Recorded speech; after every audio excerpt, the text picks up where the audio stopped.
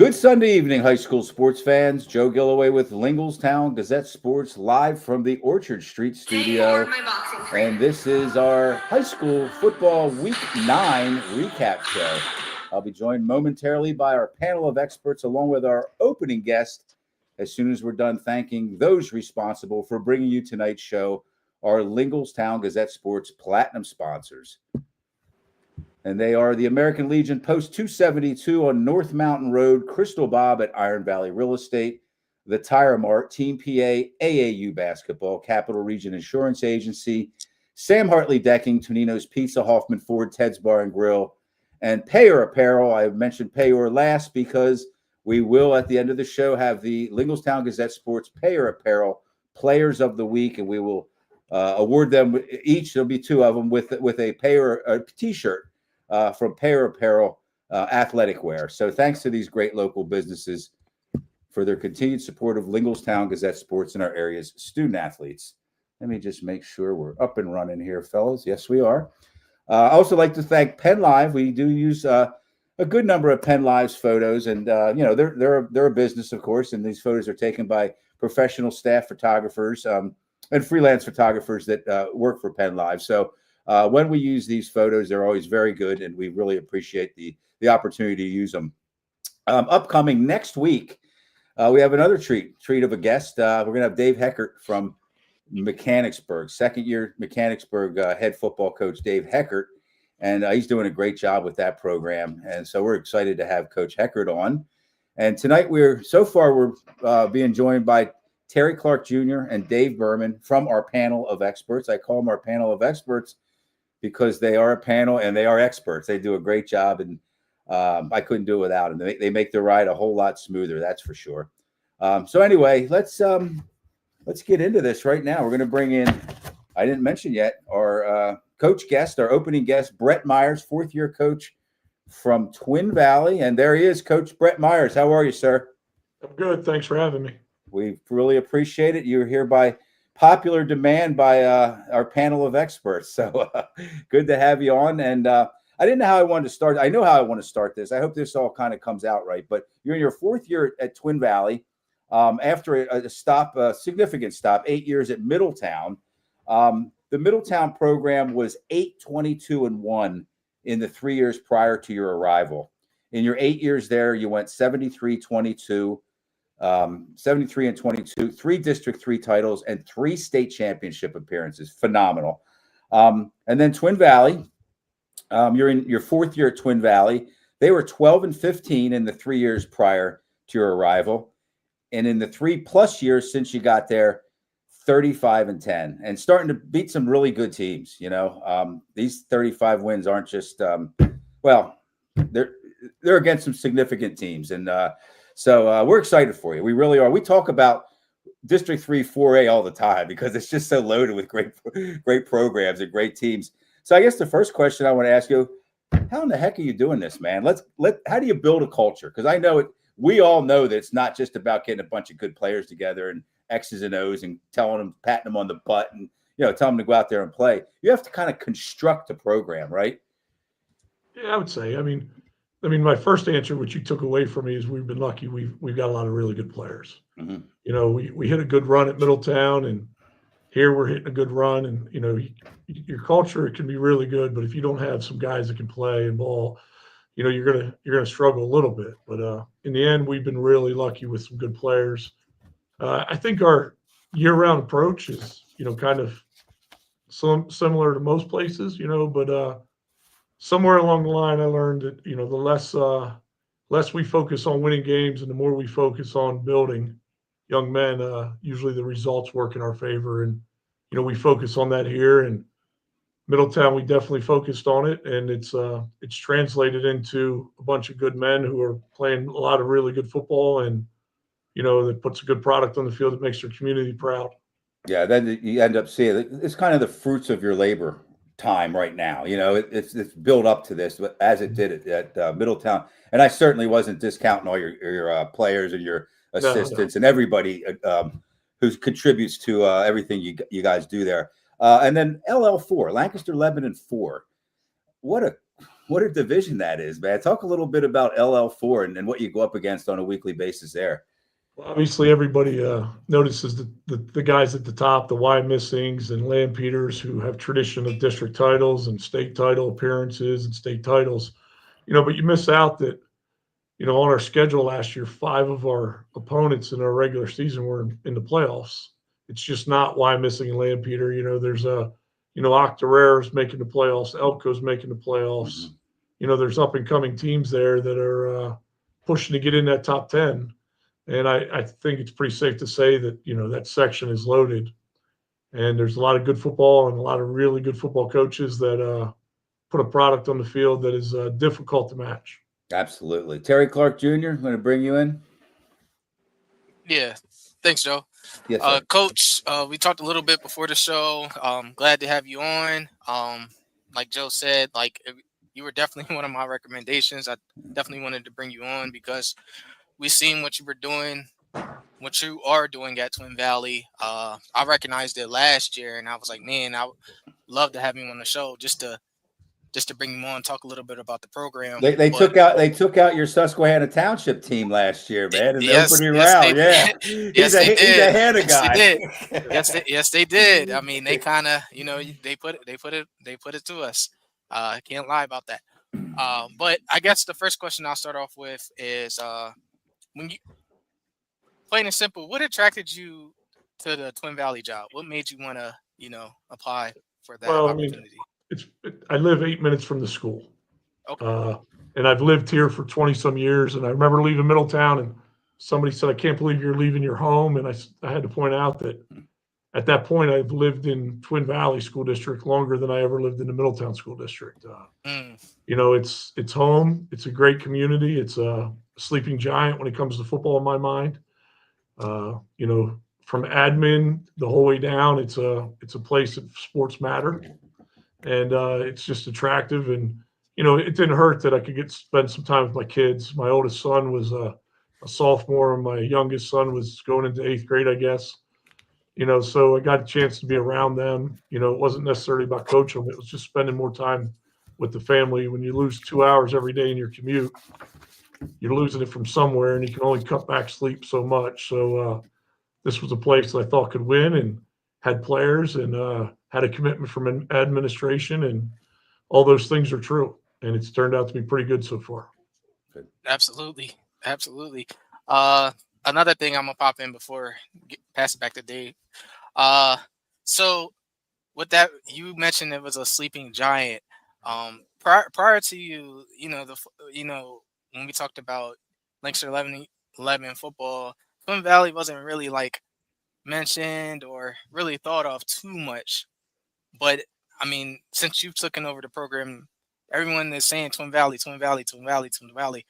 But now, I guess I want to ask you, when you first got the job, what was one of the main things that you wanted to do or incorporate to kind of get things moving? What were the numbers like when you first started compared to now? Things of that nature. Good question. Yeah. So in the end, the weight room to me is the X factor for every program. It doesn't matter what sport you're talking about. If you can get a commitment into the weight room, you can close the gap on some things. And Twin Valley has a lot of big kids. They've always had large kids, and getting them in the weight room and getting them committed to the weight room. We have this beautiful facility. We got a great room. We just had to get the guys in there, and they were in there. We were probably, Twin Valley is traditionally in the low 40s, 9 through 12, and in good years in the upper 40s. We put in place a 9th grade football schedule, so we rarely bring any 9th graders up, and we're in the mid 50s, 10 through 12 now. And I think one of the major factors is having that 9th grade schedule, where the 8th graders and the youth players, they're not as nervous about making that next step, because there's a bridge in there between junior high and JV that is a little bit more obtainable and something they can play and get on the field. And I think that was a major factor. And again, I go back to administration. When we talked about adding that schedule, they didn't flinch. We got it done, and again, you just see the numbers climbing because of that. That's a great explanation. Thanks. Dave Berman, the voice of Delco. Yeah, Coach, I see that you've been around a little bit in the past. You played, it says here, at Arkansas State. How'd you end up there? Yeah, so I'm a Middletown grad, and there was a guy by the name of Palmer Hostler who was the recruiting coordinator at Arkansas State, who is a Donegal guy. And my high school head coach was Dennis Etsy, and he coached at Donegal, and there was a connection there. And Palmer was sent to PA by Ray Perkins to find linemen because they were struggling to bring in linemen, and I was lucky enough to be one of those guys that he found, and was able to go to school for free, and it kickstarted a lot of things for me when it came to a profession in coaching. Yeah, and the head coach at Pottstown, I see, for 8 years, and then 1 year under Coach Dennis at Exeter. Yeah, yes, yep. Yeah, Coach Etsy, was my high school coach, and then he got back into coaching after a stint as admin at Exeter, and I joined him there for a few years and was able to turn that into my first head coaching job at Pottstown, and then Middletown called, and it's kind of hard to turn that down with a history like they have, and getting back into Mid-Penn and Central PA, was always a goal because of how good a football there is there. And real quick before, great coverage there in Berks County, Mike Drago and Paul Roberts. They really cover you guys and all Berks County sports big time. Joey and I, of course, so we follow those guys. Yeah, they're real professionals. You're fortunate to have them there. So let's ask you. We talk about this 4A field in District 3 a lot. We've talked about them last year, this year. Kind of the four front runners, and I'm gonna say that I'm not asking you to agree with me. At least right now, we have yourselves, Twin Valley, West York, Wyomissing, Susquehanna Township. But then when you add to those four, West Perry, Eastern York, Lampeter, Strasburg, that's an incredible field. Talk a little bit about this field, Coach, and what it takes to kind of grind your way through that.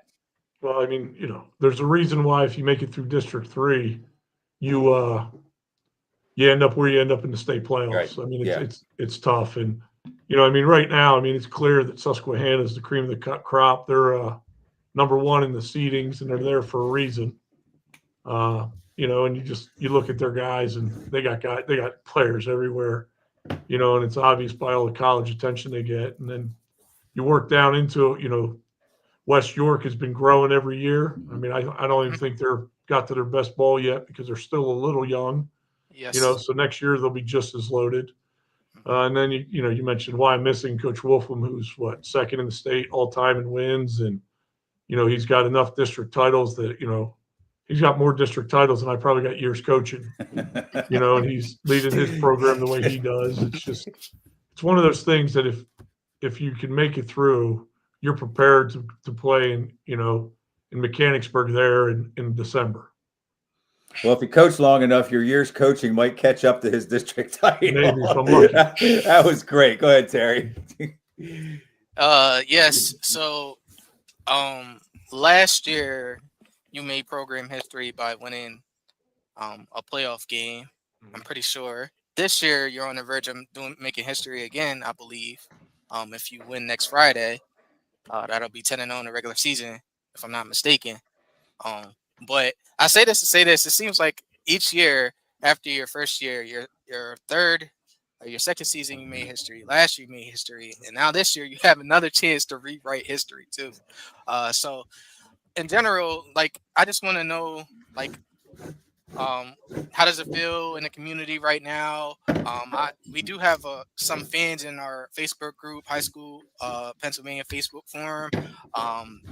One guy in particular, he was always telling me, "Hey, don't forget about Twin Valley. Don't forget about Twin Valley. I'm telling you, don't sleep on them." He was right, wasn't he? He was right. He was absolutely right. And when I do see him, I will let him know firsthand. But I just wanted to know, how does it feel in Twin Valley community right now? Well, there's, and you guys mentioned it pre-show. I mean, there's a history of good sports here. It's just not been football. But, our boys lacrosse team was, in the state semis. Our girls lacrosse team appeared 3 or 4 times in the state finals, or you guys mentioned field hockey, and then there's a long line of baseball history here too. It's hasn't been football. Football's been around. I think we're in year 29. You guys, the schools you're talking about are 100 years in, for football. So, there's great grandparents that are, grandchildren that are playing in the same place as their great grandparents. We don't have that yet, but over the past 4 years, we went from 7 wins to 10, back to 9. Now we're at 9 wins this year. I mean, 3 years we started 7-0. This year we got over the hump and we made it to 8-0. And it's like I said, it's a positive place. It's a great community. The people care about sports are super supportive, and there's nothing but a good feel right now about our kids and how hard they play. And I've always believed that if you can get your team to represent your community in the right way, the community will back you and raise you up. And at Middletown, we put a product on the field that they were proud of, and we're trying to do the same thing here. And it comes down to effort, and it's hard not to love watching kids give great effort, and our kids have been doing that. Yep. Dave Berman. Yeah, you were talking about the lacrosse and Twin Valley, of course. The problem there, you have to run into our Archbishop Carroll team, right? Yes. Down in Delaware County. A similar situation, because I know you would love the opportunity to play Bonner in the state final, or O'Hara. They meet again this week. But yeah, it's a great thing you're doing, but it is kind of tough to get by these private schools. Well, yeah, I mean, in the end, there's a field. It's 120 yards, and it's surrounded by white lines. And whatever you put out there, usually the team that gives the best effort and makes the fewest mistakes wins or loses or wins. And when you talk about, the private schools or the Catholic schools, like, it is what it is. And as long as the rules are there, you got to find a way to win. And, and we're going to try to do the best we can over the next week to find out how to win week 10, and then just keep moving regardless who we play. Yeah, good luck again. That District 3 4A is absolutely loaded. Then you get after that. After that, you would go to the state quarterfinals, I believe, in the bracket. Would that be so? I'm not sure, but I think we head west. So that's it's a different world out there too. I mean, I've had my experience with the Whippeal, and that's a tough place also. So if you make it out of the Whippeal, you're probably a state contender too. You would. Whoever comes out of District 3 would play the winner of District 7 versus District 9/10. So 9 and 10 would play off to play District 7. But what's, I guess, much more important than that is your practice tomorrow. Okay, right? Whatever you do tomorrow, is tomorrow film or is tomorrow a practice? Tomorrow we introduce the game plan, and we get about an hour and a half of practice and about an hour of lifting. Okay. So yeah, I always try to keep. I know that when we say good luck with the rest of the season or good luck with the playoffs, we're getting way too far ahead for a coach. When you say that kind of stuff, and I got this question. I just can't. I'm kind of hooked on asking coaches. What makes this team different than the ones you've coached before? And I call it, like, what's the DNA or the thumbprint of this team? Every team has their own DNA. Every team has their own thumbprint. What is the kind of the calling card of this group, Coach? Well, I think that I've had a lot of teams that have like to practice, that have had good practices and energetic practices and competitive practices, but I kind of get the feel that this team loves to practice. They love football as a team, and it doesn't matter if it's a Friday night or a Monday. They love doing it, and when you have kids like that, it's kind of it's really fun to get there and see what you can do and see what they're willing to handle learning wise and mentally. And this group has really, really enjoyed practice. And like I said, they probably love it. Yeah. Okay. Anybody else have another question before we let Coach go? Just thanks again, Coach. Really appreciate it. Nice meeting you from afar. Yeah, I think we met before, but I'm not sure. But, when I say this is kind of a thrill for us, and we do this every week, it is. We're just excited to have a chance to meet you and get to know you a little better. And this guy, viewers, is 32 losses in 11 plus seasons, the last 11 plus seasons. That's incredible.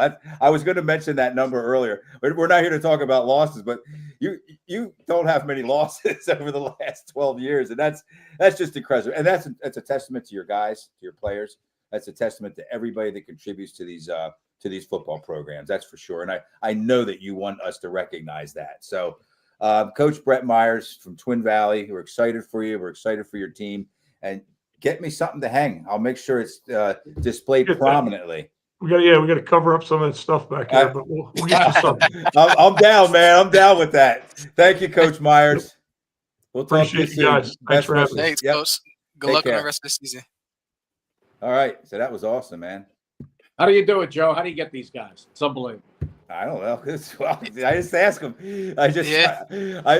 Most of them I have a relationship of some sort with now, but I just send him an email. He's like, yeah, man, for sure. So, yeah, it's not hard. I think what makes them want to come on this show is they want to talk about their players. Seriously, I think that's the most important thing to them is they're excited for their guys, their players, their assistant coaches. And so let's jump into this. We got a lot to talk about. Let's do our outside the lines here. There's some interesting stuff to talk about. And I don't want to drag this out because we got a lot of stuff to handle here. And this is kind of one of the things that we touch on every week. And I don't want to talk too much about it, but I know, Dave, you know about this. More hazing allegations down in Cheltenham. Cheltenham High School they are suspending the season because of hazing violation. They're not saying that they're canceling it altogether at this point. At least when I read about it, temporarily suspended on Friday following an anonymous tip alleging hazing among players, prompting an external investigation. The decision came just 2 hours before. This is kind of amazing here. The decision came just 2 hours before the team was scheduled to play its senior night game against Harry S. Truman High School at Springfield Township High School. The sudden cancellation left students and families stunned. What I'm thinking, and if you notice, we've talked about, about 3 or 4 of these now, something had to really go down there for them to just cancel it. I mean, that's kind of not out of the blue, but right before a game. And, the parents are angry and other students are upset because it was senior night. So, and we're not here to speculate on what's going on. I mentioned these situations because it's not really getting much better. And I don't think that this is just like towel snapping and wedgies and stuff. Whenever I talk about hazing with my friends that I played football, maybe with, or other guys that played football, that's kind of what they did back then. They might give you a nookie, I think they called them, or snap a towel on your rear end or something, just something real basic. And but it just doesn't seem like that's the case down here. Forum, Terry. I didn't see anybody post. Was there any articles about it? I got this off of I forget where I found this. Now it's ABC News out of Philadelphia has a big story. Yeah, I think it was CBS that I got it off of. So Forum. So. Anyway, I didn't see it on the forum. Let's not drag that out. That's just something that we kind of talk about. How about this guy? Guys know who he is? Probably. Khalil Taylor. Yep. From Pine Richland. He's a Seton LaSalle transfer. And the only reason I mention that is because he transferred from Seton LaSalle. And at some point until recently, he was going to be, allegedly was going to be ineligible for the postseason. He's eligible now. So he won. I don't know if he had to win an appeal or how that worked out. He is a decommit from Penn State. He was committed to Penn State. He decommitted after Coach Franklin lost his job there. But we're going to talk in a little bit about what his team did to a pretty darn good North Allegheny school on Friday night. I watched the whole game and whoo, I don't know what else to say except for woo. I want to cut in a little bit. Go ahead. That's what we're here for. About his eligibility. So, as you mentioned, he is eligible. But from the outside looking in, as far as like the WPIAL District 7, it seems like there's no like rhyme or reason for their decision making. Like, there's nothing straightforward. There's nothing like cut and dry. Mm-hmm. It's pretty much per player basis from what it seems like. And also, it seems like they are a little harder to me. They are on the private schools in that area. Oh, okay. As opposed to the public schools. I think they're harder than we are. Just period. In general, they are definitely harder. Yeah. With the transfer thing across the board, they are. So I know there was a couple cases where a couple kids that did go to transfer into Pittsburgh Central Catholic and weren't ruled eligible. But he's kind of the opposite. He's leaving a private school and going public. He went public, and at first he was in question, and then now I guess they ruled him that he's good to go. Yeah, So that's a relatively new ruling. I don't think it was just a day or two ago, but it just was recent that they ruled. And I'll tell you what. But the impressive thing about that win was it wasn't just his name called all night. He's got some cohorts, so he's got a posse out there. Let me tell you. right. So how about this? And we don't need to get on this a whole lot, but I find this interesting. And I took this. Terry Clark has a Facebook group. They call that, I guess, right? PA Football Forum, Pennsylvania High School Football Forum, and one of the discussions I look at it every day. Terry, you do a great job, by the way. One of the discussions were who has the best league in the state. And these are just big school leagues. Like you can't go through every one and go, what about the smaller or the mid-size? But it has to be one of these. A couple of them we could probably rule out, quickly and easily. But Mid-Penn Commonwealth, Philly Catholic, in order there. If you have decent eyesight, you can see them all. And then that Chesmont National League, Dave, you're from down that way. They only have 4 teams because they have a lot of different divisions down there, right? So they have 2, but they have mixture of 6A and 5A schools. Okay. Right. Shanahan's not 6A. No way. They're 4A. No. Yeah, they're 4A. And that's like the Catholic League, Philly Catholic League, Bonner Prendergrass is 4A. There is nothing close to 4A, even though Bishop McDevitt is technically a 4A school. But the Mid-Penn Commonwealth traditionally stays 6A, period. They don't stray too much. Right. But what do you guys think here? I mean, Lancaster, Lebanon on a given year, Hempfield's a little bit better this year. Wilson, Manheim Township are typically pretty good. It's kind of odd the way, Terry, I know you follow all around the state. Dave, I'm sure you do too. It's kind of odd the way that Allentown, Bethlehem, Easton area is split up. Why isn't Parkland playing with Easton and Nazareth? Aren't they all big schools? Whitehall, shouldn't they all kind of be blended together? Or am I wrong there? I think Whitehall's 5A. I think. Okay, all right. But anyway, Yeah. I would say, looking at state championships and appearances, Mid-Penn Commonwealth. I would say, I know I'm going to be probably a homer here. It's got to be the Commonwealth or the Philly Catholic League. I mean, the Commonwealth has kind of dropped off a little bit. I mean, you have some traditionally rich programs in Cumberland Valley and Central Dauphin, neither of whom are anywhere close to what they once were, but they're going to give you usually a tough game on a given night. Terry, what do you think? Do we agree, Dave and Terry, that it's probably down to the first 2 there? Can we keep it to public schools?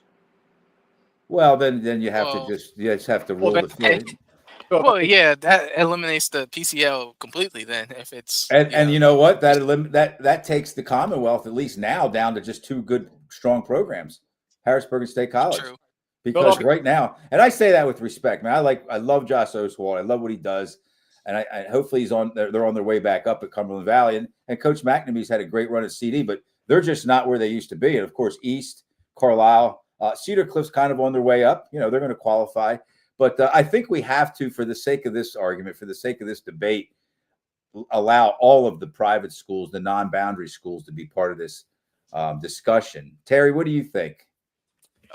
Definitely, I would say Mid-Penn has to be in that conversation.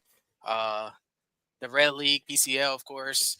And I know a few other people always throw the Lehigh Valley League in general out there as a whole. And if you look at some of them teams on the list, though, they are pretty competitive, and year in and year out, they are good. But I think as a whole, it probably, if we're going through just big schools outside of the Red League, probably Mid-Penn, in my opinion. Yeah, I think it's straight down across the board. Pretty close to even with Mid-Penn Commonwealth and the Philly Catholic League Red.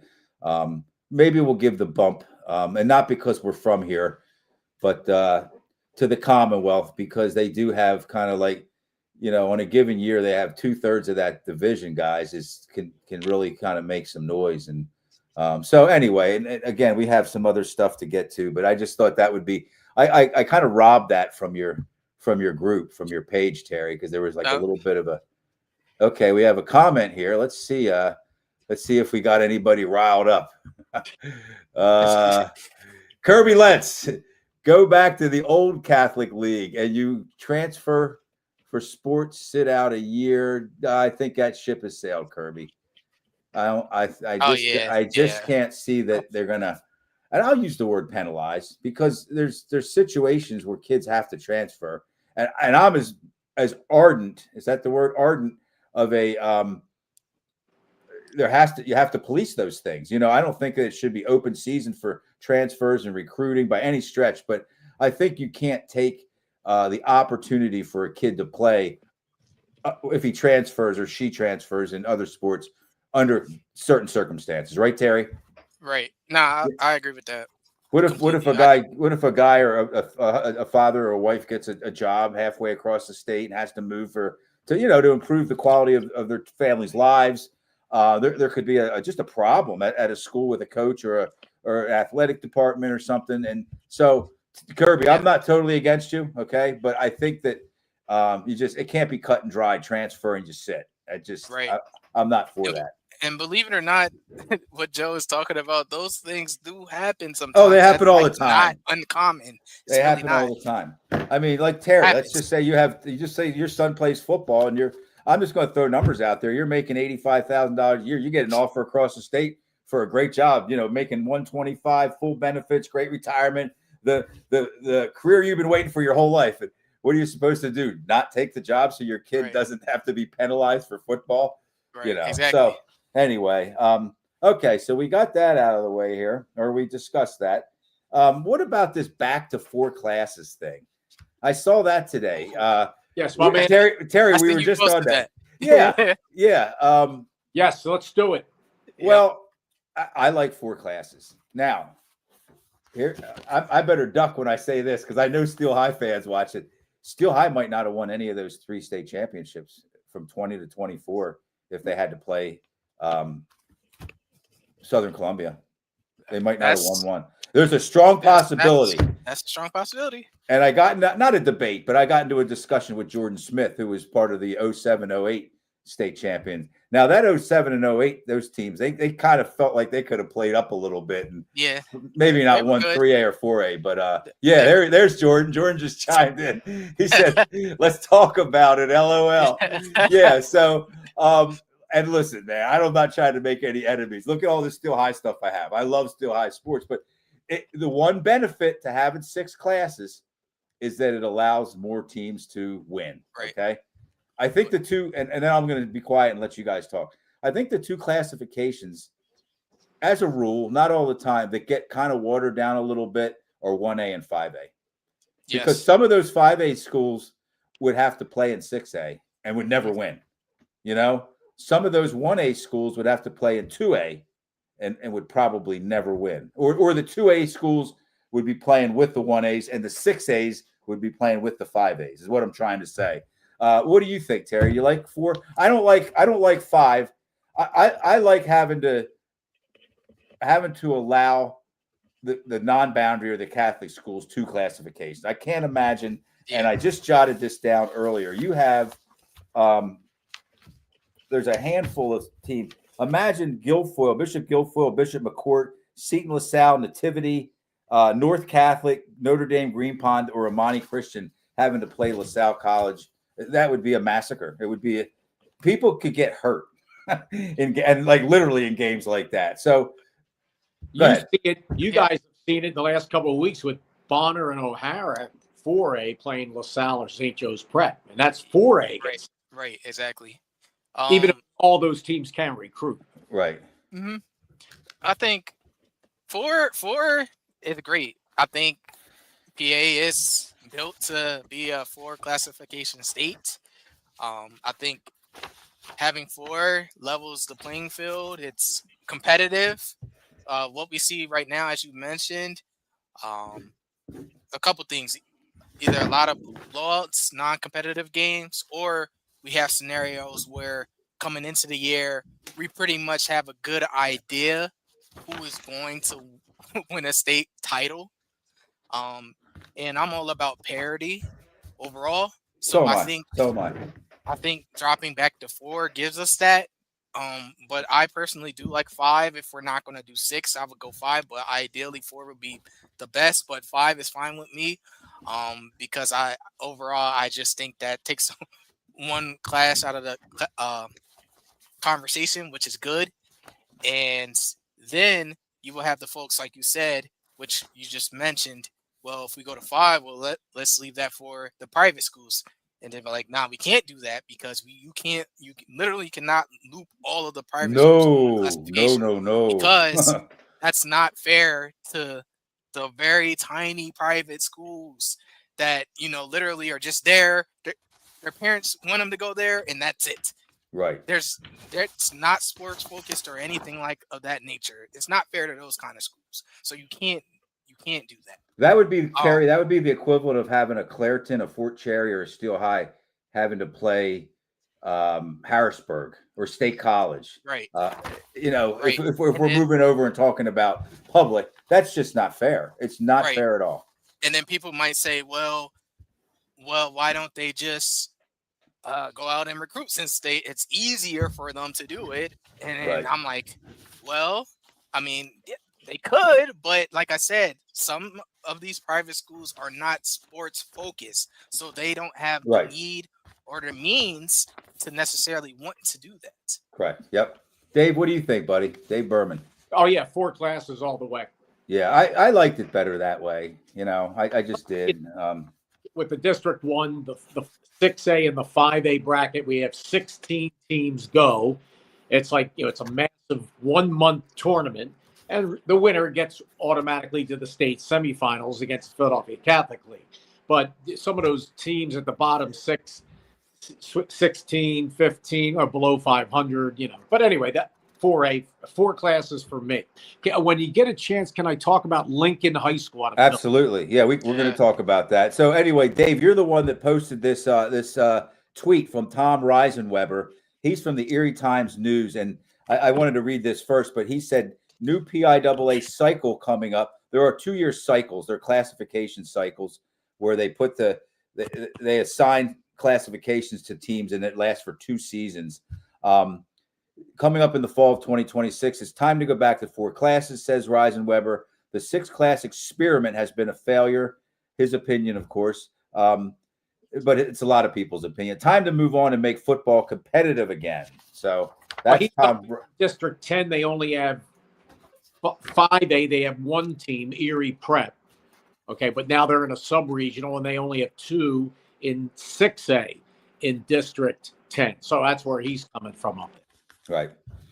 Okay, how about this one? I was in a meeting. I'm in a meeting once a month with the PIAA, the kind of the brass there. They have an online meeting for media, and there's anywhere between 6 and 10 or so media members on, and I think they do a great job. They're very transparent. They allow you to ask questions, and that's where I saw that Dr. Bob Lombardi, PIAA executive director, is a member or part of this meeting on every month.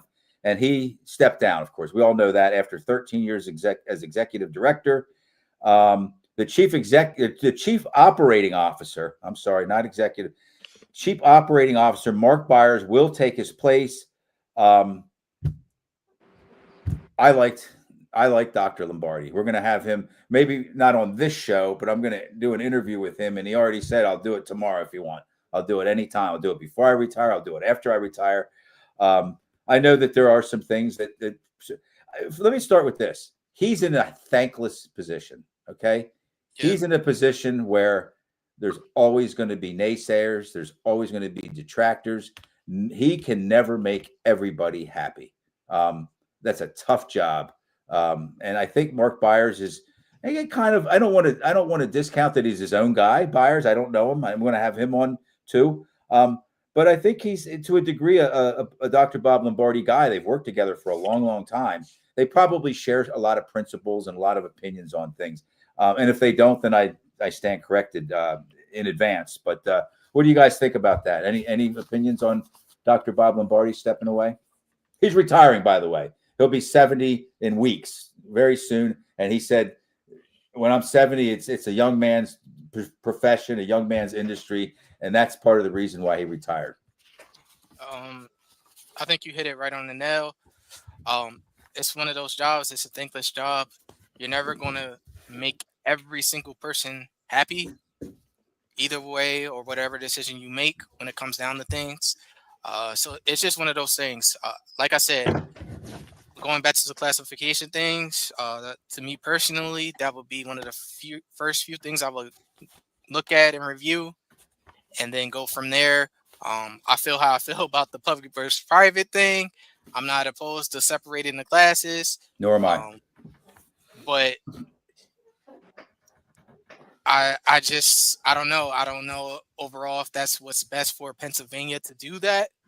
But like I said, that's going to be an ongoing conversation forever. Yep. Based off of how things are now. It will be. And if it switches back eventually, then it'll be an ongoing conversation about going back to how it is now. Let's just be clear about that. That's why I say everybody's never going to be satisfied. Dave Berman, Dr. Bob Lombardi. Oh, you want to share any thoughts? I like the guy, man. He used to give me press passes back in the day. You got to like a guy that gives you press passes. That's for sure. Even him and Brad Cashman, even before when I was on the radio in Harrisonburg, Virginia, all those years, 89 to 2002, I would just contact, back then you call, hey, Dave Berman, I need 3 press passes, me and 2 of my coworkers, and they're actually friends. I'm not calling myself out now, but they were sports gurus, and they give me the free passes, or the passes, so it was great. Yeah. So they were nice to me, and right. You know, it's a tough job. I said to you, you should apply. That's not a job for me, man. That guy's Dr. Bob Lombardi. I'm Joe Gilloway that sold toilet paper and green beans for 21 years. Dr. Okay. All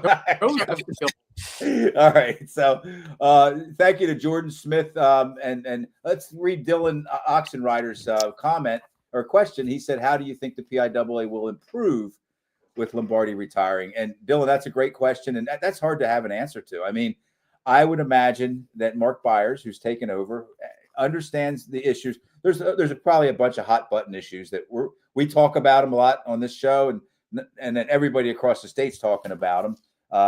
Non-boundary versus boundary, and recruits and transfers, and consistency and transparency, all that stuff. Dylan, I think Mark Byers is a bright guy. I think he's very aware of what he's stepping into. So, but to ask me or ask us how I think the PIAA improved with his retirement, I don't know. I mean, I want to be fair and not act like I know a lot of stuff here, that I don't. So, and then Jordan Smith says, yes, 4 classes, LOL, and move it back to Hershey. That's I think at this point, Jordan, I don't think there's going to be any measures taken to move back to Hershey. I don't think they want football down there, and then Jordan says the PIAA needs video replay, shot clock, etc. I am so with you, Jordan. Shot clock for sure. Yeah, I don't think you can have video replay. At least start with maybe some postseason games, and people say, well, you can't have 11, 12, angles, and well, then whatever cameras you have in place, use those. And if they don't help you come to a conclusion, then you just have to keep the call in the field. But Jordan, I love that. And the shot clock is getting close to being a reality. It's past the first. They call them readings. They read them. They've already passed the first 2. The second reading was unanimous for the shot clock, Jordan. He said he's going to bed and have a great night. Jordan, thanks for chiming in. We'll have to have you on the show sometime. Refs need cameras on hats. Man, Jordan, where's all this money? He said he wants refs to have cameras on their hats to improve. There's my best buddy from college, Gary Jones, Smoke. Gary Jones saying hello to Terry and to myself. Do you know Gary, Terry? Yeah, Smoke. Yeah, that's my guy, What's man. Up, man. We've been friends for a long, long time. We talk regularly on the phone. So, Gary, Smoke. I don't know if I've ever called you Gary. Thanks for chiming in. So let's. I think we covered everything here, man. Oh, the last thing, trivia. Dave Berman, you're good with trivia, and Terry, you are too. This isn't true trivia, but one of the media members asked Dr. Lombardi, what is the formula to move back down in classification? Okay, you have points and transfers. That's how the formula is concocted, basically. Those two. We know that if you have a certain amount of success points, I think it's 6, and a certain number of transfers, you move up. Okay. Mm-hmm. What do you have to do to move down? I know the answer because they mentioned it in the meeting. I'll just tell you, it's not easy. Less than 4 points in a season, and no transfers. No transfers. I figured. So you really have to have kind of a rough season. You can't go real deep into the playoffs because you're going to get 4 points or more. And even if you have no transfers, if you go deep in the playoffs, you're not coming back. You're not going to be dropped back down in class. So, all right. So let's move on to some scores. Man, we're doing a great job here. We're moving right along. We had a nice interview with our coach guest, and now here we go with Brett Myers. That was yeah. Cedar Cliff, good win for Cedar Cliff. Beat Altoona 28-6, and they're gonna in their second year in 6A. They're gonna make the playoffs. So congratulations there, guys. McDevitt big over East.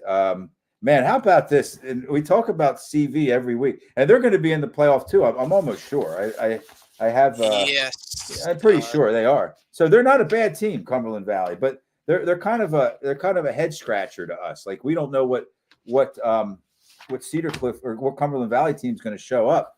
It took them until the last minute of the game to beat Chambersburg, 7-0. So, but a win's a win, and it really is. A win is a win. Yeah. So, Cumberland Valley. Good job, Chambersburg, trying to build for next year. Yeah, absolutely. They're in the playoff right now, Chambersburg. They are. They have to beat Central Dauphin to secure. And that's Friday. not going to be that can happen is what I'm trying to say. Yeah. So Mifflin County over Gettysburg, and Dave, you said even with a loss to Redland, that'll get Mifflin County into the postseason, right? Yes, for the third time in the last 4 years. You want to know what's exciting about that to me, and I mean this, Dave. I watch Mifflin County all the time because they're on the live stream. It's exciting because they have their brand new field there. Yeah, and the community's excited. And you know what? That's what high school football is all about. Yeah, it doesn't matter. Mifflin County is not St. Joe's Prep. They're not even Cumberland Valley or Central Dauphin, but they're Mifflin County, and they have a. Here comes my cat. Here's your kidder. Yeah, that's my newest one. So anyway, good win for Mifflin County. Mechanicsburg over Hershey. I watched every second of that game. Man, that was a good game. 7-0. Mechanicsburg scored on the last play of the first half. So there was no score until the last play of the first half, and there was no score in the entire second half. Hershey might make the playoffs. Yeah, that's we're going to talk about. That's why I'm trying to move right along here. Redland over Palmyra, Shippensburg over Northern York, Middletown wins again over Big Spring, Susquehanna Township, their first Colonial Division title. They win by 10 over Trinity. Looked like they were, Terry, you watched that, didn't you? Yeah. Looked like they were going to kind of run away with that for a while there, like late in the first half. And Trinity kind of hung around. Never really made it a game, okay? I want to be clear about that. But, I thought Trinity was outmanned athletically, size and speed and athleticism and all that stuff. And I think they really play well for Yarnovich, Trinity. I kind of think they got their guy there. I really like him as a coach. Yeah, I mean, Kevin Yarnovich. He's doing a good job there. Yeah. Last year he surprised everyone. They had a great year this year. Yeah. They're back again. They're having another solid year. So yeah, I mean, he's getting the most out of what he has over there. So at the end of the day, that's all you can ask for. Agreed. Harrisburg 27-0 over CD. Probably not that close. I say it all the time. Coach Cal Everett from Harrisburg. He's a respectful guy. He doesn't run scores up, and I think that could have been a little not as fun for Central Dauphin if they wanted to make it that way. Now here's where things get interesting. Hempfield over Cedar Crest. Hempfield's got it. They're going to be in the playoff. Conestoga Valley over Exeter Township. Exeter Township, after starting out 7-0, is now 7-2. They lost they were ranked like fifth in the state, something like that. Exeter. And they've lost their last two games. Yeah, back-to-back losses for them. Yeah. Two pretty good teams here. New Oxford 14, Warwick 7. Yeah. Spring Grove blew out Dallastown. I say that because Dallastown is they're now number 11. If that knocked them out of the playoff, at least as things sit right now. York High over Southwestern. York High lost to East opening game, Central Dauphin East, and they've really had a nice season since. Now, I do know, and I'm not making any excuses. It was a nice win for East. York's quarterback got knocked out of that game against East, and from what I was told, that made a pretty big difference. But it was still a good win for East. And but York and Central York play this coming week, so who knows what's going to happen there. Here's a game I did not watch. I think it was close for a good while. It was either you, Terry, or maybe Travis. Archbishop Hoban, 46, Central York 21. I think it was 26-21 at one point, and then Hoban scored 3 straight touchdowns and one going away. So not a horrible loss for Central York, man. It's a really good team. Yeah, it was a good showing for Central York. Definitely the score. The game was a lot closer than what the score indicated for sure. As you mentioned, Hoban pulled away late. A couple of late game mistakes, turnovers by Central York was kind of the deciding factor. Yeah. On top of, I think just they just got worn down. Hoban wore down. Hoban's a nationally ranked program. Yeah, they are. They have been for the last several years. So they're super loaded with talent. And they got guys who they can just plug in the punch and put in the game, and they're not going to lose too much from the starter to the guy who they got as the backup. Right. Yeah. But overall, it was a good showing from Central York. I thought so. They did a lot of good things offensively. They looked pretty strong. Defensively, they held their own, made some key plays. Overall, I do think it was a good trip for them. Yeah, I do too. So LaSalle College 54, Cardinal O'Hara 17. Dave, O'Hara's a pretty good team, aren't they? But they're just not going to be able to play with these Romans and these St. Joe's Preps and LaSalle's, right? Is that the way that is? Not yet. Got to keep recruiting. Got to keep.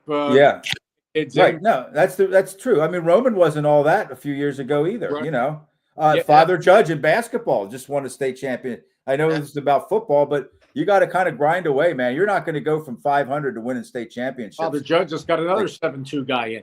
Anyway, 7-2. Wow. Will he be eligible for the PIAA? One thing the Catholic schools are doing in the Philly area, especially basketball, because they really get hard by the transfer. But they're doing a good job of keeping these guys eligible for the PIAA state tournament. And now I lost my train of thought. I was going to say, okay. O'Hara can still make the state tournament if they can beat Bonner the next time they play for the Philadelphia Catholic League Championship. Then they'll play the Public League champ. So I wouldn't rule it out. No, okay. But both those teams are state championship quality. They could run in the YM. Well, you'll see. Right. So LaSalle 54, O'Hara 17. Parkland over Whitehall, big. Parkland's undefeated. They're 9-0. How about this game? St. Joe's Prep over Bonner Prendergast. The thing about Bonner Prendergast, they're the reigning 4A state champions. They have to. We talked about it when we were doing the divisions there or the leagues earlier. They have to play these big schools, right? Just because of where they sit in that division. Right. They got outscored now the last 2 weeks. It was 54 and 40, like 98 to 14. Yeah. O'Hara actually was hanging with, LaSalle a little bit there. Were they? Okay. Well, and then here's another game. I watched this whole game, man. I tell you what, not a whole lot shocks me. Pine Richland 67, North Allegheny nothing. That game, gentlemen, was 34-0 in the early stages of the second quarter. It was 27-0 after the first quarter, or 28, one of the two.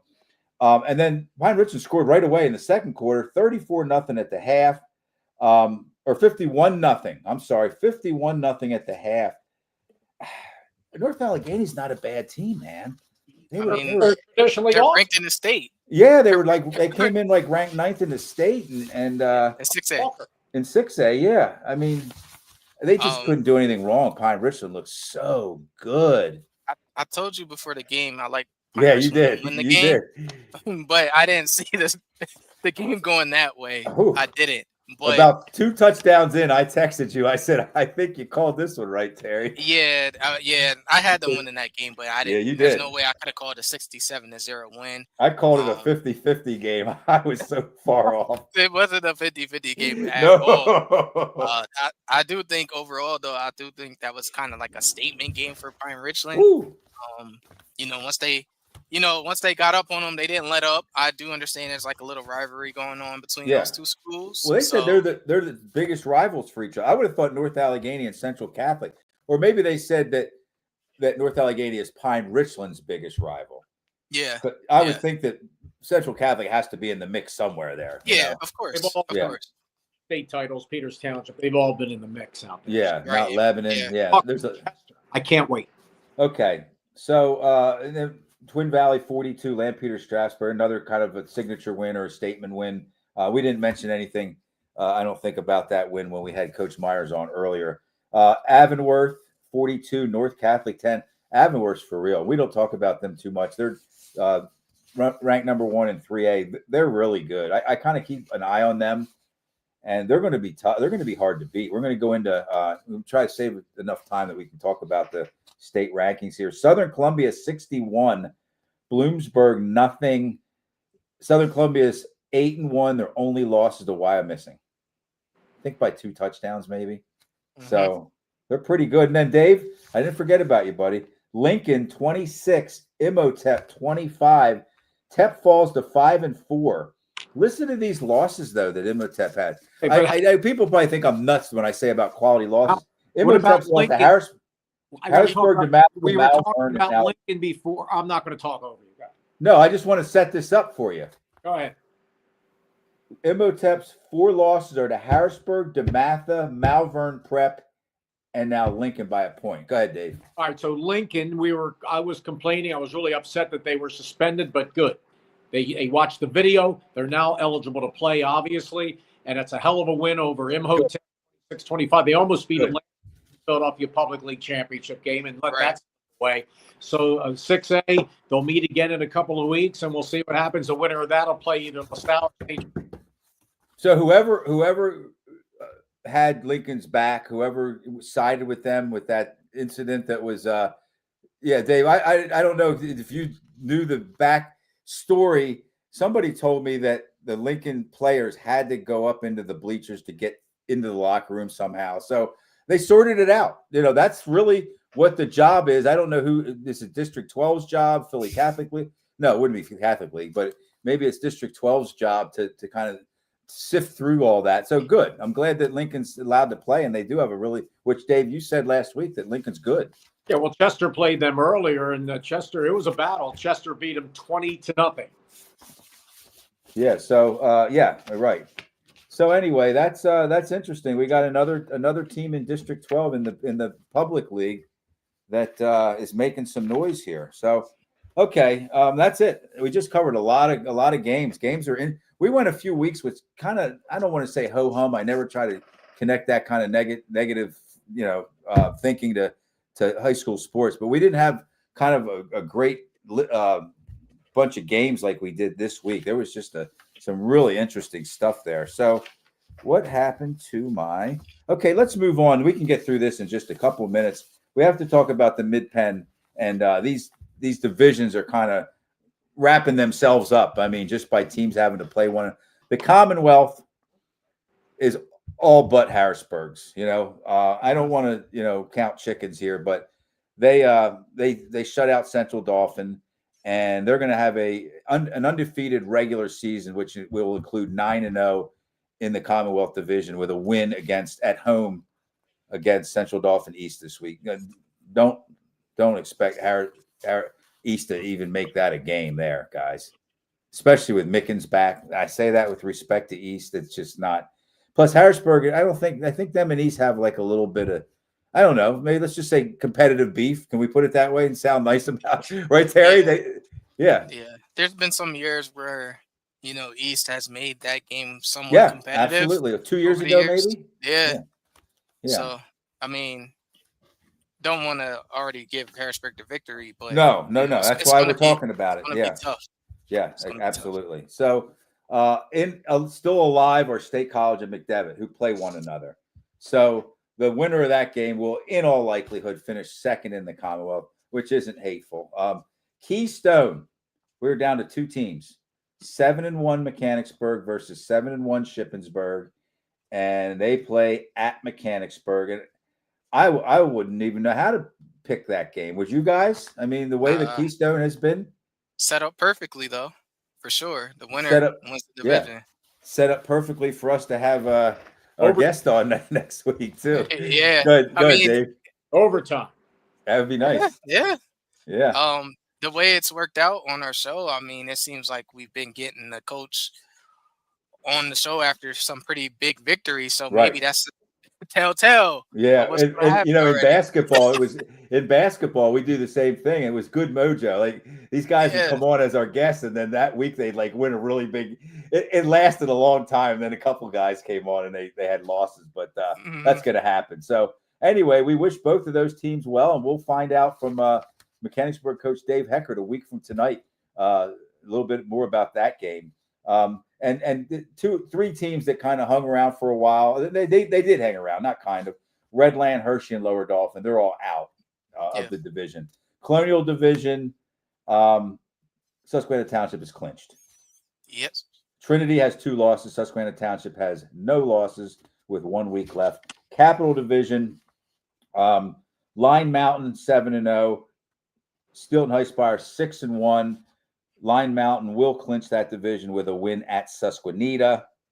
So both those 2 teams are still alive in the Capital. So congrats to Susquehanna for clinching already. Absolutely. First time that they've won the Colonial since they've been in the Colonial. Absolutely. They haven't been in the Colonial too long. I think this is their 4th year now. I'm not sure. Mistaken. Terry, that's what I rely on you for. Yeah, they haven't been in the Colonial that long. They were in the Keystone for a very long time. And then they got switched, moved into the Colonial. So this is their first time winning it, though.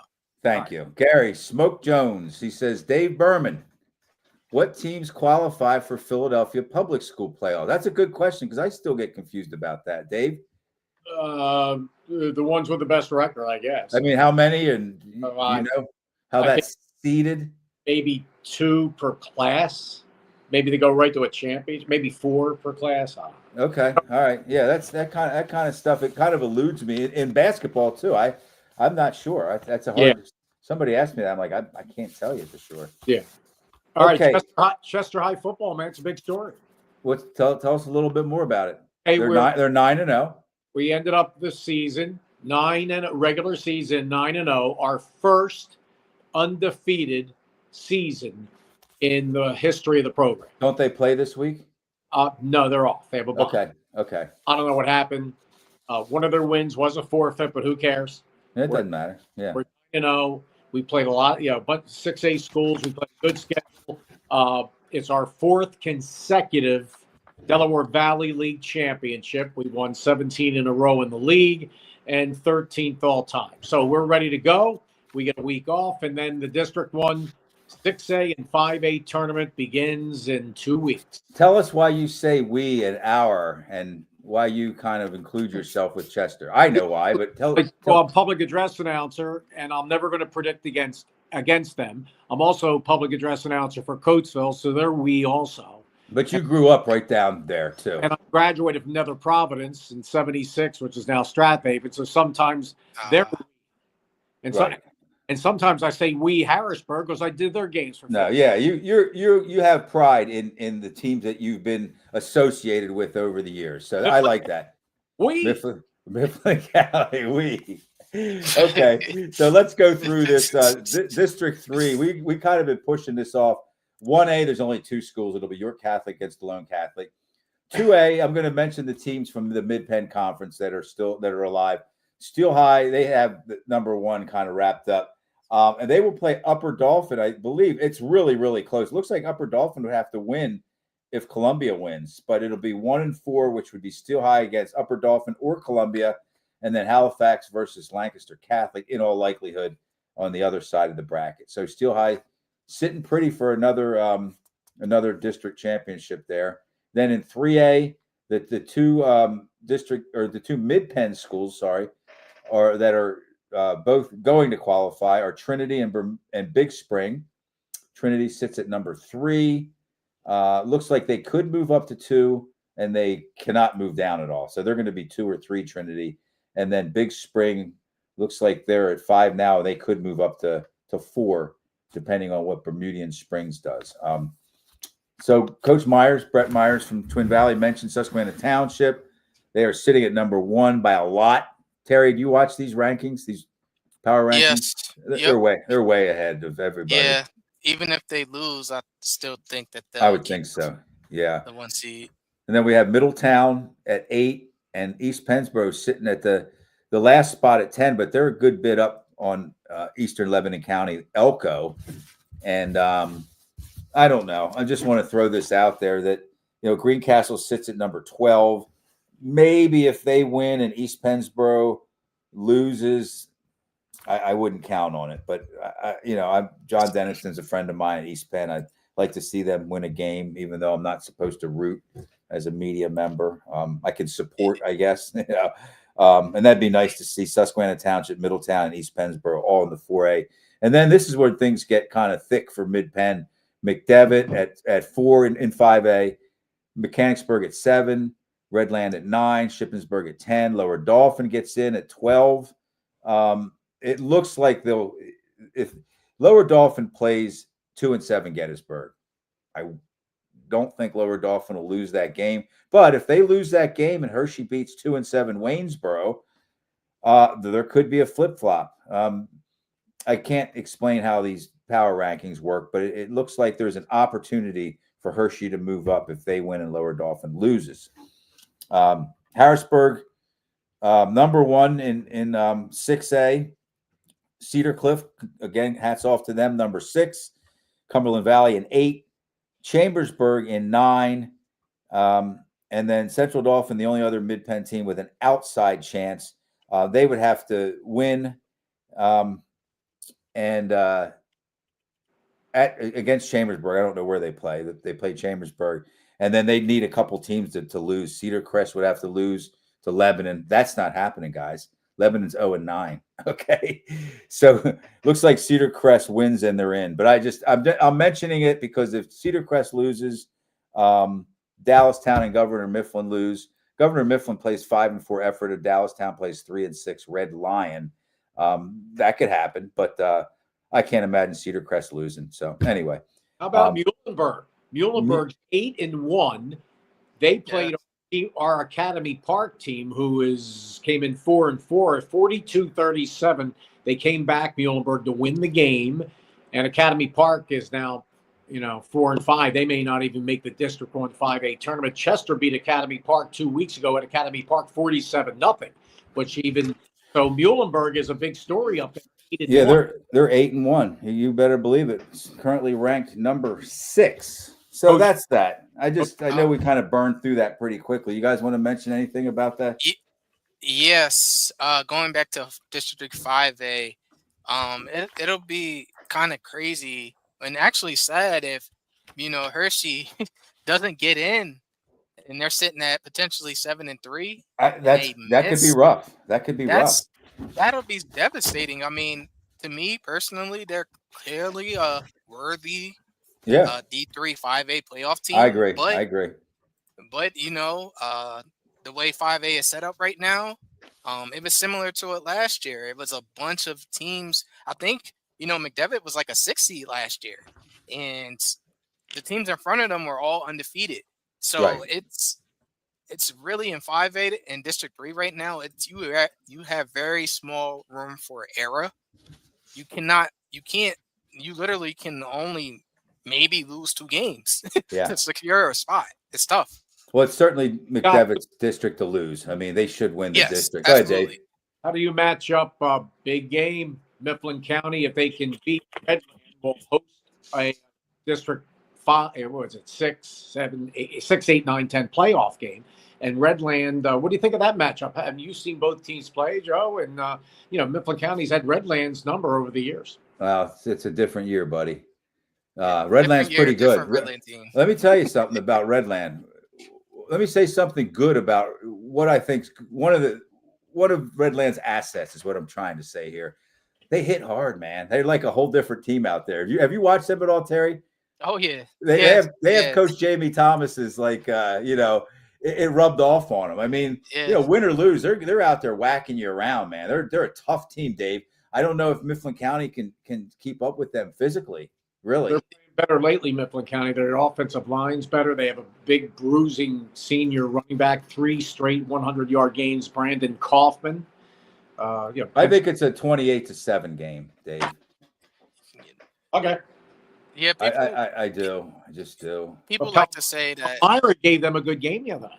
Who? Palmyra gave.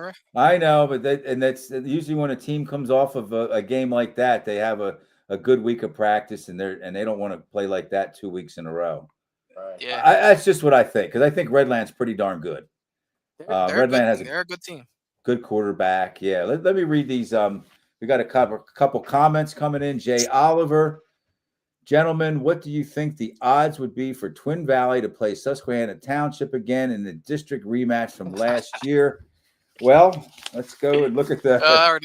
That's a tough question, man. I'll tell you what. Jay Oliver. Speaking of him, that's the Twin Valley guy. Okay. I'm gonna just say it right now. You were right all along. You were right. Oh, is he the guy that's been touting? Yes, he was right. Well done, Jay. From the beginning, I should have mentioned Twin Valley. I left them off because you guys did lose some guys, but little did I know, y'all were simply reloaded. And we're even better this year. What do I think the odds are? Very good, especially since they're going to be. I mean, West York's kind of chomping on Twin Valley's heels there. There's only one game left, but they're at 0.739 and 0.732. So that's close. I would love to see Susquehanna Township and Twin Valley finish 1 and 2, and then kind of their own they hold their own destiny. That would be That would be a great. That's what District 3 football, playoff football, is all about. A matchup like that, right, guys?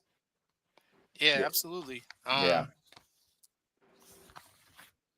Okay, Jay Rott said, respect to Mifflin County. They really improved throughout the year. Yeah, the one thing I'd say about Mifflin County, and Dave, we talk about them all the time. I think they're still waiting for that quality win. They have not beaten a good team all year. They haven't beaten an average team all year. And that is what scares me about them playing against Redland.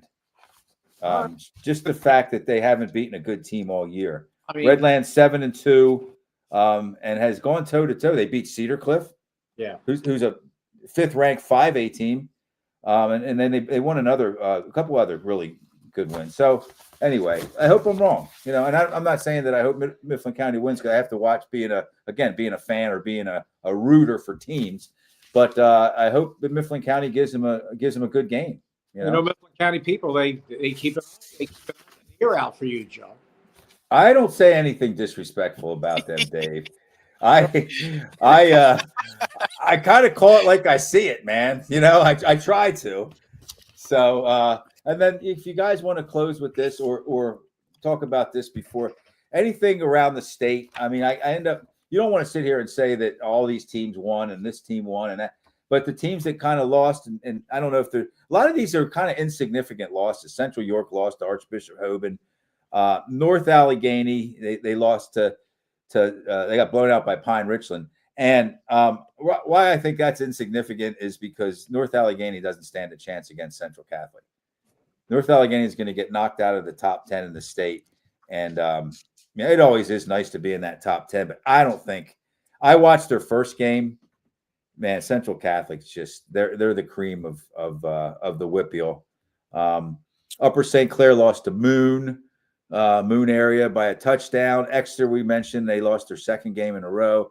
Bonner Prendy got blown out by St. Joe's Prep, have been outscored 98-14 in the last 2 weeks. Oh, well, Bonner Prendy lives to see another day. And still, Dave, they still have a really good chance of winning the state championship in 4A. Right, Dave? Yeah, I mean, they're the favorites to prove it otherwise. Glen Peter Strasburg lost to Twin Valley. We mentioned that. Downingtown, which Downingtown beat Shanahan? Downingtown West or East? Wow. One of them beat Shanahan. Yeah. Oh man, hang on for a sec. Go ahead, keep talking. And then only 2 more losses out of 3 classifications. Southmoreland lost to Elizabeth Forward, and Southside area lost to Laurel. So that's it. Either of you want to mention anything? We have time before we crown our players of the week. You wanted to ask about Coatesville back-to-back shutout. Yeah, let's mention that. Coatesville, after starting out 7-0, is now 7-2. Yeah. And if people don't understand why, Dave, explain what happened with Coatesville. We just had Coach Ortiz on 2-3 weeks ago.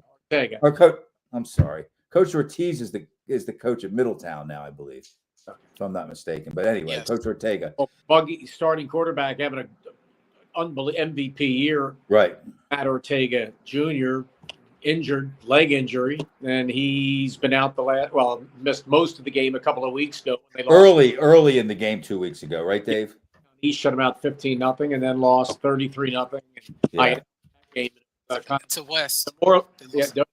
And West is a team, of course, District 1 champs last year, went to the state semis before getting mercy ruled by St. Joe's Prep. And I don't want to hear that next man up crap. And I get it. It's sports, and you got to go with the next man. But when it's one of the top quarterbacks in the state, it's hard for the next man to The Coatesville's got a home playoff game that we'll do next Friday, first round of the state. They play Shanahan this Friday. I'm sorry. Yeah.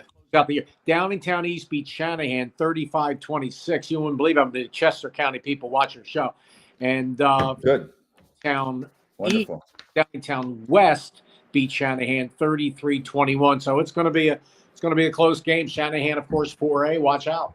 Jay Oliver said, "Good stuff, guys. Great show. Very knowledgeable. Appreciate all of you on the job you guys do." Thank you, Jay. We appreciate you tuning in. And let's just move on to our final. This is how we finish off. And this is so difficult for me. I tried to involve everybody. It just doesn't work when you got 5 or 6 guys trying to pick 2 players of the week. So I go through with like a fine-tooth comb, and I try to make sure that the players, they won the game, their team won the game, that it was kind of a significant win. So let's go with this week's players of the week. There's 2, as per normal, as per typical. And that, fellas, how about this name? Nikias Zenon from Middletown. 7 receptions for 135 yards and a game-winning fourth quarter 70-yard touchdown catch. That helps you. I think there was like 4:03 to go. Like it was late in the fourth quarter. 70-yard touchdown catch in his team's 20-17 win over Big Spring. That's what gets you a player of the week. Lots of receptions, lots of yardage, and a big game-winning touchdown catch late in the fourth quarter. And again, that's a big win. I mean, Middletown, we talked about it earlier. Or I don't know if we were on the air or not with Coach Myers, who coached Middletown for 8 seasons. They're clawing their way back, and they had some rough, I don't know what to call it, bumps in the road, or it's just some rough seasons there. But they're having a good season. They're qualifying for the playoffs, and so Nikias Zenon, you will get a Pay or Apparel T-shirt. It looks just like the graphic you see on the right there. Beautiful T-shirt. And we'll get that down to him. And let's go to our second and final. Bump that out and bump that on. And let's take that off. And how about Landon Howe from Cedar Cliff? We haven't mentioned Cedar Cliff a whole lot. I mean, we talk about them a little bit just about every week because they've won a lot. But when they're in a division with State College and Harrisburg and McDevitt, and I think they're probably 4th in the division now, 4th or 5th. They're in the top. They're in the top portion of the division. Landon Howe, 17 carries for 126 yards and a touchdown run, plus 13 receiving yards in his team's 28-6 win over Altoona. Big win, and it's helped. And it is a big win. Like typically, you wouldn't say that a win over Altoona is a big win, but it's a big win because Altoona has proven earlier in the season that they can go toe to toe with some pretty decent teams, and it's a big win because it helped Cedar Cliff. I would say secure. Let's look. Yeah, they're not gonna. No matter what happens in their final game, they're not going to miss out on the playoffs. So Landon Howe, congratulations. Nikias Zenon, congratulations.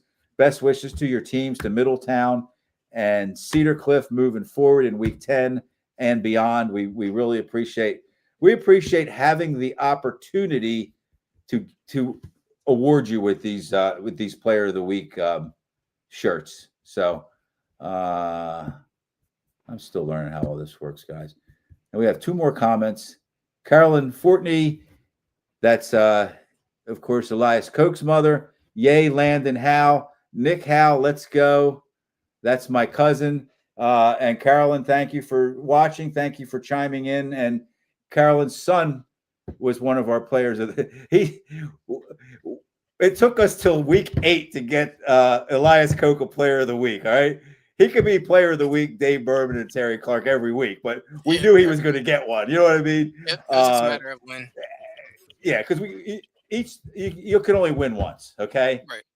Elias Koch could have won the first week, the third week, the fifth week. But yeah, he was our last week's Player of the Week. So thank you for chiming in, Carolyn Fortney. And Jay Oliver says, throw in a third. Oh, Drew Angle, 199 yards, 5 touchdowns. We only do Twin Valley. Jay, we only do Mid-Penn Commonwealth. But oh my, yeah, let's just shout them out though. You know what? Let's find out. Let's do this. Because we try to be a podcast for the people. I'll find out. That's a great win. 199 yards and 5 touchdowns. We'll find out, Jay.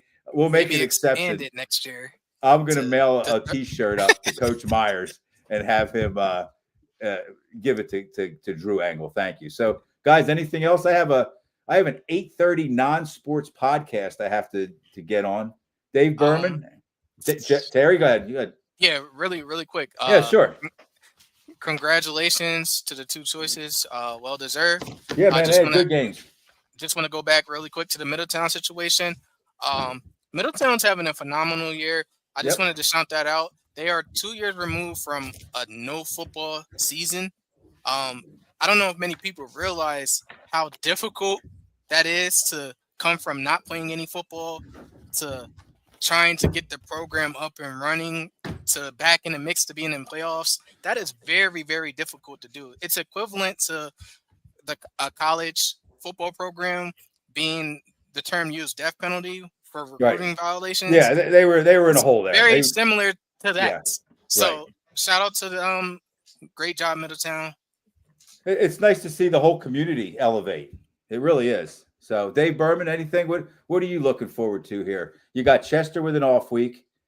You got Coatesville. You got Coatesville. Big Still game. Going to qualify for the postseason, right? Yeah. And then Friday night with updates, Redland, Mifflin County. And then you got Mifflin County looking for a signature win. Let's put it that way. So thank you to Terry Clark Jr., Dave Berman, Twin Valley coach Brett Myers, another great guest. You know, we just have been so blessed with great coaches and they're very intriguing and smart and man, I get done with these shows, man. I'm pumped up, man. These guys get me fired up. Coach Myers he's a great guy. He's very humble, and he really shouldn't be. I mean, his resume is phenomenal. I'm not just saying this. You guys know me. I don't blow smoke. I would start my football program with a Coach Brett Myers. And that's saying a lot. I know a lot of coaches, okay? I know of a lot of coaches. I know a lot of coaches. I would start my program with Brett Myers. You know, yeah, absolutely. I mean, I know he's humble, Twin Valley. Yeah. What he's done there, Twin Valley had no football history. Unbelievable. Yeah. That is impressive what he's done. Thanks, fellas. So next week, Dave Heckert from Mechanicsburg, and we'll have a lot more to talk about. We held the fort down without Travis, and you're always going to miss Travis Waters, and we missed you, Terry, when you weren't here a couple of weeks ago, but we got it done. And Dave, thank you very much. I'm sure you and I will talk once or twice throughout the week, and Terry, I'm sure we'll text throughout the week as well. So thanks, everybody, for tuning in. Teresa, Jay, Carolyn, love having these people. Teresa, we just ran out of time. I couldn't get to you asked the question there right near the end of the Gary Smoke Jones, Jordan Smith. Thanks to everybody. Kirby Lentz, Dylan Oxenrider for chiming in and for watching. Have a great evening, everyone.